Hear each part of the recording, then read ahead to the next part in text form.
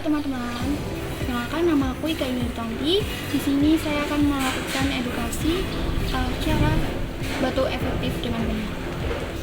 Baik, yang pertama, tutup mulut dan hidung seperti ini. Baik, yang kedua, bisa menggunakan tisu atau sarung tangan. Baik, yang ketiga, buang tisu ke sampah. Yang keempat, cuci tangan dengan cara. Baik, yang pertama, gosokkan telapak tangan. Kemudian pakai sabun, digosokkan ke punggung tangan selama 5 kali.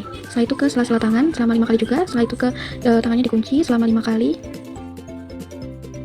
Setelah itu di bagian jempol digosok-gosokkan selama 5 kali.